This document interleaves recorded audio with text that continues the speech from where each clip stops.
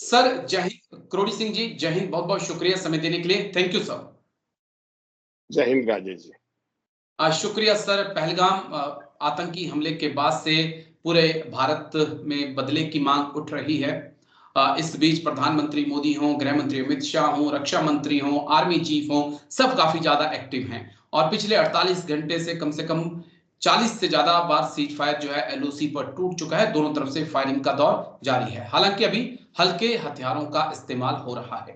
पड़ोसी मुल्क वहां से परमाणु हथियारों की धमकियां आना शुरू हो चुकी है। चाहे बिलावल भुट्टो हो, चाहे वहां के रेल मंत्री हो, सब धमकियां दे रहे हैं। इस बीच क्या ये दोनों देश जो कम से कम 5 बार जंग लड़ चुके हैं अभी तक, एक और जंग की तरफ बढ़ रहे हैं सर?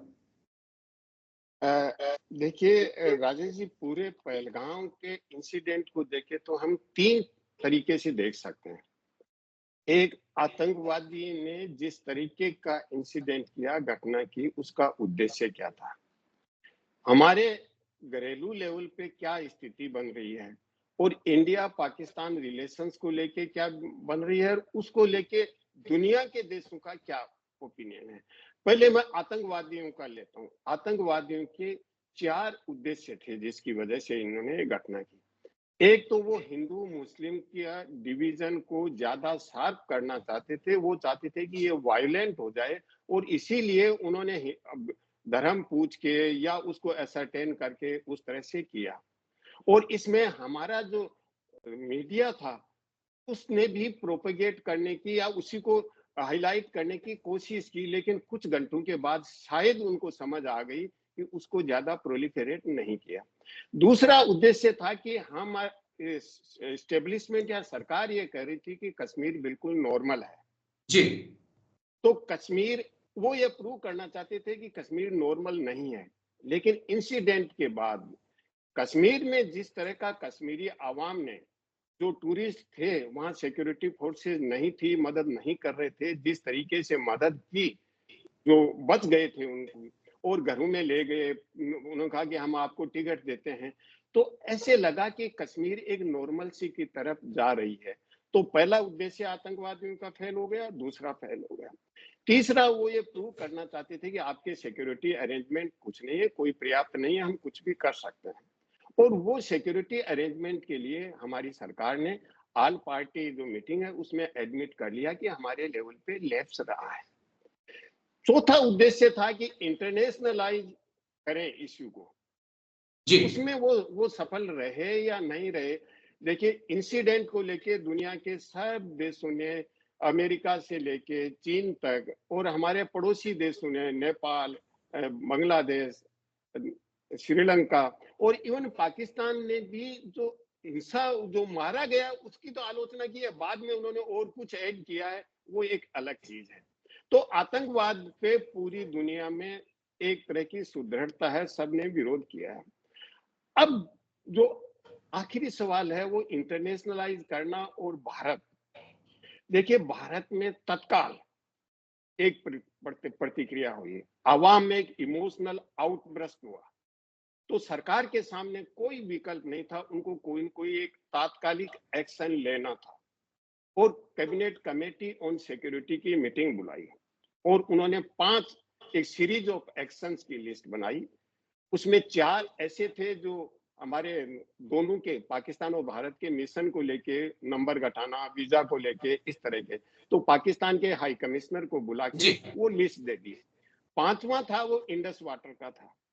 उसको लेके पाकिस्तान के जो वाटर रिसोर्स सेक्रेटरी है उसको चिट्ठी भेज दी कि हम इसको एबियंस में रख रहे हैं। खत्म नहीं किया, एबियंस में जी। रख रहे हैं। ये वर्ड क्यों यूज किया, इसमें बड़ी बात चल रही है मीडिया में अभी। इसके रेस्पॉन्स में पाकिस्तान ने तत्काल इसकी प्रतिक्रिया, अनुक्रिया या रेस्पॉन्स जो भी आप कहें किया। तो पाकिस्तान ने कहा कि हमें रिसिप्रोकल है। तो जो मिशंस को लेकर था, वीजा को लेके था, वो तो रिसिप्रोसिटी आ गई। इंडस वाटर के लेके जो भारत ने कहा, चिट्ठी भेजी, उन्होंने कहा कि it amounts to war. India ये नहीं कर सकता यूनिलेटरली, अबियंस में भी नहीं रख सकता। और उसमें पाकिस्तान ने कुछ चीजें ऐड कर दी। ये कहा कि भाई इंडिया के जो एरोप्लेन्स हैं वो हमारे एयर स्पेस को यूज नहीं करेंगे। दूसरा उन्होंने कहा कि जो बाइलेटरल जितने एग्रीमेंट्स हैं उनको हम सबको सस्पेंड करते हैं। और तीसरा उन्होंने कहा जो ट्रेड है, बहुत ही कम ट्रेड है, लेकिन जितना भी ट्रेड है डायरेक्ट और थर्ड कंट्री पर्टिकुलरली दुबई के थ्रू, उसको हम बिल्कुल बंद कर देते हैं। ये 3 एक्स्ट्रा डिसीजन पाकिस्तान ने लिए। अब पाकिस्तान को तत्काल ये चीज रियलाइज हुई कि ये बाइलेटरल करने का मतलब तो बड़ा खतरनाक हो रहा है, क्योंकि बाइलेटरल एग्रीमेंट का मतलब एक लाइन ऑफ कंट्रोल है जिसको हम इंटरनेशनल बॉर्डर कह सकते हैं। लेकिन अगर वो बाइलेटरल एग्रीमेंट एलओसी का एग्रीमेंट नहीं मानते हैं तो वहां तो एनार्की हो गई, कोई किधर भी जाए, पाकिस्तानी उधर इधर घुसे, वो उधर घुसे, तो इससे भारत को लिवरेज मिल जाएगा। तो उससे पाकिस्तान अब पीछे हटता लग रहा, कर तो लिया ये, क्योंकि इससे भारत को एक अपॉर्चुनिटी मिल जाती है कि वो क्रॉस करके चला, एग्रीमेंट तो है नहीं, लाइन ऑफ कंट्रोल तो है नहीं, तो स्ट्राइक कर सकता है भारत, ये आशंका हो गई, तो उससे पीछे हटता लग रहा है। लेकिन पाकिस्तान पे जिस तरह का आरोप लगाया, पाकिस्तान ये कह रहा है हमारे को कि भारत अपनी नाकामियों के इल्जाम हमारे ऊपर लगा रहा है, हमारा इसमें कोई रोल नहीं है, ये फॉल्स फ्लैग ऑपरेशन है, जो टर्म यूज कर रहे हैं, फॉल्स फ्लैग ऑपरेशन। और ऐसा भारत ने जब क्लिंटन आए थे उस समय भी किया था, ऐसा इनका कहना है। और ये कह रहे हैं कि रादर भारत ने हमारे बलूचिस्तान में और जो टीटीपी कर रहा है पख्तूनिस्तान में, वहां हस्तक्षेप कर रहा है। तो इन्होंने इसका विकल्प ये बताया कि एक इंटरनेशनल इंक्वायरी कर ली जाए, उसमें भारत में जो आतंकवाद हुआ उसका भी और हमारे यहाँ आतंकवाद हो रहा है उसका भी। इसका मतलब इंटरनेशनलाइज कर दें इश्यू को, जी ये हुआ इसका। बिल्कुल। तो अभी जो कह रहा है पाकिस्तान, वो ये कह रहा है कि हमारा कहीं इन्वॉल्वमेंट नहीं है, हम जॉइंट इंक्वायरी के लिए तैयार हैं, हमारे को भारत एविडेंस दे, दुनिया को भारत एविडेंस दे। लेकिन पाकिस्तान और भारत के बीच में अगर कोई जॉइंट इंक्वायरी होती है, वो हम ऑलरेडी एक्सपेरिमेंट कर चुके पठानकोट वाले इंसिडेंट में, वो आगे नहीं बढ़ पाई, तो वो मैकेनिज्म काम नहीं करेगी। तो अब हम क्या करें, दुनिया के देश क्या इन्वॉल्व होंगे? तो हमारे सामने 2 ऑप्शन है। एक तो कैनेटिक एक्शन, जो हम जो आपकी कैनेटिक का मतलब आपकी फौज भाषा में लड़ाई और अटैक करना, क्योंकि स्किल मिसेज तो चल रहे हैं, लेकिन और ज्यादा हॉट वार की तरफ डेविएशन होने के चांसेस रहते हैं उसमें। तो क्वेश्चन उठता है कि क्या हम हॉट वार के लिए प्रिपेयर्ड हैं? दूसरा है तो हम स्मार्ट एक्शन कर सकते। अब आप कहेंगे स्मार्ट एक्शन क्या होता है? पाकिस्तान से तो बातचीत नहीं हो सकती, जॉइंट इंक्वायरी भी करवा ली, लेकिन पाकिस्तान अब ये कह रहा है कि हमारा इन्वॉल्वमेंट नहीं है, तो हमें वो इन्वॉल्वमेंट प्रूव करना है जी, पाकिस्तान के सामने भी और दुनिया के सामने भी। तो हम किस तरह से प्रूव करें? इसके लिए एक मैकेनिज्म तो ये है कि जो पाकिस्तान बेस्ड ऑर्गेनाइजेशन है और जिसने रेस्पॉन्सिबिलिटी ली है पहलगाम इंसिडेंट की, द रेजिस्टेंस फोर्स, वो लश्कर ए तैयबा का आउटफिट है। तो जैसे मोहम्मद, लश्कर ए तैयबा और जो तीसरा है हिजबुल मुजाहिदीन जी, इन सब का इंटरनेशनल नेटवर्क है और ये प्रूव्ड है, इसके एविडेंस है। देखिए राणा की और जो डेविड हेडले की सजा हुई अमेरिका में, वो लश्कर ए तैयबा के नेटवर्क को लेके हुई थी, जिसने डेनमार्क पे अटैक प्लान किया था। तो ये प्रूव्ड है कि पूरी दुनिया में लश्कर ए तैयबा का नेटवर्क है, जो पाकिस्तान से ओरिजिन होता है, पूरी दुनिया में आतंकवाद को फैला रखा है। तो इसको हाईलाइट करके हमें दुनिया के सामने दिखाना चाहिए कि पाकिस्तान में ये जो टेररिस्ट ऑर्गेनाइजेशन है, ये इस तरह का एक्टिविटीज कर रहे हैं, हमारे यहाँ भी कर रहे हैं और दुनिया में भी कर रहे हैं। और अमेरिका को ये बताना चाहिए आपके यही सजा हुई है 2 लोगों के जो लश्कर तैयबा के नेटवर्क में है। तो इसके लिए भारत ये कह सकता है कि हमें सर्जिकल स्ट्राइक की अपॉर्चुनिटी दी जाए, हमें अलाउ किया जाए, सेल्फ डिफेंस में हम ये करना चाहते हैं। लेकिन पाकिस्तान दूसरी तरफ ये कह रहा है कि हमारा इन्वॉल्वमेंट है ही नहीं, ये पाकिस्तान की इंटरनल प्रॉब्लम है। जी। और पाकिस्तान ये कह रहा है कि नागालैंड से लेके कश्मीर तक हिंदुस्तान में जगह जगह इस तरह के आंदोलन चल रहे हैं, हिंसक आंदोलन। हमारा कोई लेना देना नहीं है, होम ग्रोन है ये। ओके। तो ऐसी स्थिति में हम इसको प्रूव करें कि भाई होम ग्रोन नहीं है, इसमें पाकिस्तान का इन्वॉल्वमेंट नहीं है, हमारी इंटेलिजेंस एजेंसी उसके लिए समर्थ है, सक्षम है, एविडेंस जुटा सकते हैं। तो अभी लगता नहीं कि इतने सफिशिएंट एविडेंस हैं। एक हमें डोमेस्टिक लेवल पे अभी देखिए रेड मार रहे हैं, कुछ आइडेंटिफाई भी किए हैं कि जो कंड्यूट हैं आतंकवाद को, शायद 14-15 लोगों को इस तरह का आइडेंटिफाई किया है।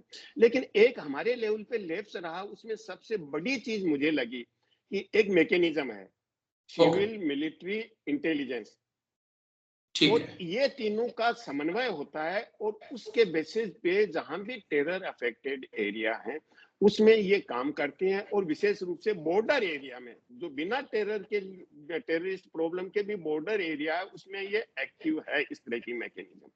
तो उसमें कहीं ना कहीं कोऑर्डिनेशन में मुझे लगता है कि कमी रही है। वो चाइना के बॉर्डर, पाकिस्तान के बॉर्डर पे भी, और जो दूसरे हमारे जहां भी इंटरनेशनल बॉर्डर है उसके साथ, इवन बांग्लादेश के। तो उस मैकेनिज्म को हम और ज्यादा दुरुस्त कैसे करें, उसमें सिविलियंस का इन्वॉल्वमेंट इंटीग्रिटी के साथ कैसे करें, क्योंकि ठीक उसमें है। एक रिस्क है। मिलिट्री और इंटेलिजेंस की कोई सूचनाएं हैं, सिविलियंस को आपने ले लिया तो वो जल्दी लीक हो जाएगी, आप कुछ एक्शन नहीं ले पाएंगे। रिस्क बिल्कुल। तो है, लेकिन आपको सतर्क रहना है। तो उसको मजबूत करना होगा डोमेस्टिक लेवल पे, और ठीक है। अंतरराष्ट्रीय लेवल पे आज की स्थिति में हमें स्मार्ट एक्शन लेना होगा। क्योंकि कैनेटिक एक्शन होगा वो बड़ा खतरनाक हो सकता। खतरनाक किस रूप में होता है? देखिए, रशिया ने स्पेशल मिलिट्री ऑपरेशन किया जी। यूक्रेन में, वार नहीं किया है, स्पेशल मिलिट्री ऑपरेशन नाम दे रहे हैं। 3 साल हो गई, रसिया निकल नहीं पाया है।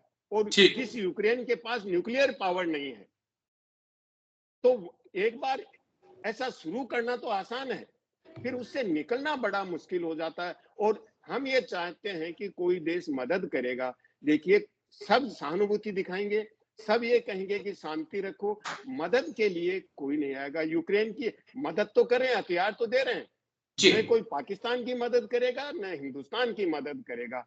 तो हिंदुस्तान और पाकिस्तान देखिए साथ नहीं रह सकते, दो हो गए कोई बात नहीं, सेपरेट हो गए। सेपरेशन के बाद भी हम अमन से नहीं रह सकते, उसके बाद भी हम अपनी बहबूदी के साथ नहीं रह सकते, अपने आवाम को देख रेख नहीं करते हैं। तो ये जो इस तरह की राजनीति है वो दोनों देशों के आवाम के लिए खतरनाक है। इसलिए इस आतंकवाद की जो जड़ है उसको हमें खत्म करना चाहिए। किस ठीक। तरह से किया जाए इसके लिए सोचना चाहिए। जी राजेश जी। बस आखिरी सवाल जिसका एक छोटा सा जवाब चाहूंगा, क्योंकि लंबा वक्त मेरे व्यूअर्स जो हैं वो 5 से 6 मिनट बाद गायब हो जाते हैं, इतना इंटरेस्ट नहीं दिखाते। मैं एक सवाल आपसे पूछना चाहता हूं कि अगर हमने पाकिस्तान के साथ बातचीत भी की, सर्जिकल स्ट्राइक भी की, एयर स्ट्राइक भी की, बातचीत भी हुई, बीच में कई कोशिशें अटल बिहारी वाजपेयी जी ने की, लेकिन कुछ तो करना होगा सर, कुछ तो इलाज करना होगा, क्योंकि आतंक पर अगर लगाम लगानी है, जो दर्द इस पार है वो दर्द उस पार, तो एहसास उस दर्द का कराना होगा सर, नहीं तो कैसे होगा? नहीं तो दर्द जब तक खुद को चोट नहीं लगे सर, तो कैसे एहसास होता है कि चोट क्या चीज होती है? इससे मैं बिल्कुल सहमत हूँ भावनात्मक दृष्टि से। तो भावनात्मक दृष्टि से तो जो ही यह घटना हुई और हमारे चैनल्स ने हिंदू मुस्लिम करने की कोशिश की, तो मेरे भी दिल में यही आ रहा था कि क्यों नहीं इनको ये मुसलमान कर रहे होंगे, ये कर रहे होंगे। लेकिन वास्तव में फिर मैंने ठंडे दिमाग से सोचा, तो मैंने कहा ये तो टेररिस्ट का उद्देश्य है, वो करना चाहते हैं, तो फिर तो उसके उद्देश्य को हम पूरा कर रहे हैं। तो नहीं पाकिस्तान का उद्देश्य क्या है? सर, भारत सर, का सर, उद्देश्य। सर, ये टेररिस्ट का उद्देश्य तो होगा, लेकिन मेरे देश का मीडिया तो पिछले कई सालों से यही कर रहा है सर। एक राजनीतिक पार्टी, उसका तो पूरा सत्ता इस बात पे टिकी है, डिवाइड एंड रूल पर। देखिए, नेता लोग क्या भाषण देते हैं, क्या बोलते हैं, या क्या नारे देते हैं, वो इलेक्टोरल पॉलिटिक्स में होता है, वो उनका अपना विवेक हो सकता है। लेकिन हमें अपने विवेक सम्मत तरीके से निर्णय लेना चाहिए और अंतर्राष्ट्रीय संबंधों में तो विशेष रूप से, चाहे वो भारत पाकिस्तान संबंध हो, भारत चीन संबंध हो या और किसी देश से संबंध हो, तो हम अब पाकिस्तान और भारत में किस तरीके से इस आतंकवाद को, पाक स्पॉन्सर्ड जो टेररिज्म है वो, जी और हमारे इंटरनल रूट्स हैं, दोनों के लिए कोई कॉम्प्रिहेंसिव स्ट्रेटेजी बनानी चाहिए। हम एक्सक्लूसिवली ये कह के कि पाकिस्तान ने कर दिया और ठंडे बैठ जाएं, ये तो नहीं हो सकता। ठीक हमारे यहाँ भी तो इंटरनल रूट्स भी हैं, और इंटरनल रूट्स हैं, उनको हम किस तरीके से रूट आउट करें, उसके लिए कोई अलग से स्ट्रेटेजी। देखिए, मिलिट्री का रोल एक सीमा तक है, ठीक है और मिलिट्री आज तक किसी देश के आंतरिक मामलों में लंबे समय तक पीस स्टेब्लिश नहीं कर पाई है। अमेरिका 20 साल तक अफगानिस्तान में नहीं कर पाया, इराक में नहीं कर पाया, वियतनाम में नहीं कर पाया, तो अमेरिका जैसा नहीं कर पाया, हम श्रीलंका में नहीं कर पाए।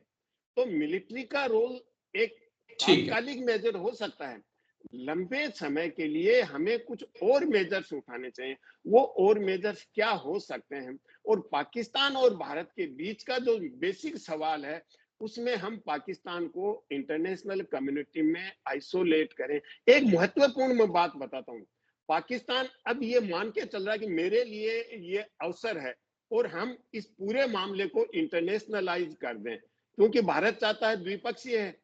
इंटरनेशनलाइज करने के लिए पाकिस्तान इस समय सुरक्षा परिषद का सदस्य है, जुलाई में सुरक्षा परिषद की अध्यक्षता करेगा, और पाकिस्तान ये भी कह रहा है कि ऑलरेडी सुरक्षा परिषद में प्रस्ताव आ रहा है, और उस प्रस्ताव में हमने दो सुझाव, दो संशोधन भी बता दिए हैं। जी तो और जो यूएन के सेक्रेटरी जनरल है, उन्होंने भी कह दिया कि पाकिस्तान और भारत को संयम से काम लेना चाहिए। तो ऐसी स्थिति में जो इंटरनेशनलाइज करने का पाकिस्तान प्रयास कर रहा है और ये प्रूव करने की कोशिश कर रहा है कि हम तो बिल्कुल इनोसेंट हैं, और इसकी न्यूट्रल, इम्पार्शियल, ट्रांसपेरेंट, जो अभी कहा कल ही पाकिस्तान के प्राइम मिनिस्टर ने कि जी न्यूट्रल, ट्रांसपेरेंट और इम्पार्शियल इंक्वायरी करा ली जाए इसकी, उसका मतलब क्या है कि वो इंटरनेशनल लेवल पे कोई इंक्वायरी करवाना चाहते हैं, चाहे वो यूएन की ठीक एजिस में हो, चाहे और किसी ग्रुप का हो। तो वो ये चाहते हैं कि अंतरराष्ट्रीय इंक्वायरी हो, तो पूरा इश्यू इंटरनेशनलाइज हो जाए, क्योंकि भारत ने कह दिया कश्मीर में कोई समस्या नहीं है, नॉर्मलाइज है, भारत का अंग है। तो वो ये प्रूव करना चाहते हैं कि नहीं, प्रॉब्लम है कश्मीर में, अभी भी सब ओके कुछ सही नहीं है। तो ठीक उसके लिए पाकिस्तान को ये अवसर मिल रहा है इस वक्त, इस अवसर को हम कैसे न्यूट्रलाइज करें, इसके लिए कोई डिप्लोमेटिक मेजर्स, इसके लिए मिलिट्री मेजर्स या वार करना कोई सॉल्यूशन नहीं है। लेकिन पाकिस्तान ने गलती भी कर दी, द्विपक्षीय समझौते रद्द कर दिए, तो लाइन ऑफ जी कंट्रोल है वो अपने आप ही डिफेक्ट हो तो जाती है। जी या गलती लेकिन भी, मेरा मानना देखिए है डॉक्टर गलती साहब है ना कि हर साइड से होती है, हम कई जी मेरा मानना बाद है में कि रियलाइज करते हैं गलती हो चुकी होती है तब। तो जी ये हर साइड में गलतियां होती हैं। तो अब जो पाकिस्तान इंटरनेशनलाइज करने की प्रयास कर रहा है, उसको हम कैसे न्यूट्रलाइज करें, इसके लिए ठीक हमें सोचना चाहिए, क्योंकि भारत तीसरी पार्टी का हस्तक्षेप स्वीकार नहीं करेगा किसी भी रूप में। लेकिन आज से और फौजी, क्योंकि मैंने एक लंबा सर्व किया, तो मेरा तो ये मानना है कि चोट पहुंचाना जरूरी है, क्योंकि अगर आज पाकिस्तान को चोट नहीं पहुंचाई, पाकिस्तान को इस दर्द का एहसास नहीं कराया, तो आने वाले वक्त में कई पहलगाम, कई पुलवामा जैसे हमले हो सकते हैं। एक बार, क्योंकि पाकिस्तान का जो मैंने अध्ययन किया है, एक बार उसको चोट पड़ जाती है तो वो 2 से 3 साल चुप रहता है, उसको मरहम लगाता रहता है, जैसे वो ठीक हो जाती है फिर वो एक्टिव हो जाता है। तो वो चोट जरूरी है सर। नहीं, ये मैं आपसे सहमत हूं, लेकिन जी पहले हम क्रेडिबिलिटी स्टेब्लिश तो करें कि पाकिस्तान का किस रूप में इसमें इन्वॉल्वमेंट है, कितनी जी दूर से आ गए, कितने सैकड़ों किलोमीटर से दूर आके वो आके चुपचाप मार के चले गए, बिल्कुल कोल्ड ब्लडेड की तरह से। कोई हमारा एक कांस्टेबल तक वहां नहीं था, तो हमारे लेवल पे भी तो लैप्स हुआ है, और पाकिस्तान के इन्वॉल्वमेंट को जो एक्सेप्टेबल हो पूरी दुनिया के लिए और कॉमन सेंस के हिसाब से भी एक्सेप्टेबल हो, इस तरह के एविडेंस तो हम इस इंसिडेंट में जुटाए ना। अभी मेरे ख्याल से उतने क्रेडिबल एविडेंस हम नहीं जुटा पाए हैं, उसके ना ठीक बाद हम एक्शन की सोचेंगे ना। डेफिनेटली अगर इन्वॉल्वमेंट है और हमारी संप्रभुता या अखंडता को कोई चुनौती देता है, कोई भी हो जाए, उसको सबक सिखाना हमारा फर्ज बनता है। ये हर हर इंडियन की भाव है लेकिन उसके लिए हम कुछ ये तो कहें भाई हम एक सभ्य तरीके से कर रहे हैं, ऐसा नहीं है कि जाके मार दिया, ये तो नहीं हो सकता ना। तो वो एविडेंस हमारे पास अभी सफिशिएंट नहीं है राजेश जी, वो हमें जुटाने होंगे। ठीक है ये सर, मैं कह चलिए रहा हूँ। लेट्स गो, देखते हैं क्या होता है। लेकिन खून का बदला खून ही होगा, पानी कभी नहीं होगा। लेकिन शुक्रिया, आप आए और इस मुद्दे पर आपने बात रखी। शुक्रिया कि लंबा वक्त मैंने आपसे ले लिया है। थैंक यू इसके लिए, आपने समय निकाला सर। थैंक यू, जय हिंद। नजरें बनी रहेंगी सर कि अगले 48 घंटों में भारत पाकिस्तान रिश्तों में क्या मोड़ आता है। ये देखना इंटरेस्टिंग होगा। लेकिन thank you, take care sir, जय हिंद। Thank you sir. जय हिंद राजेश जी।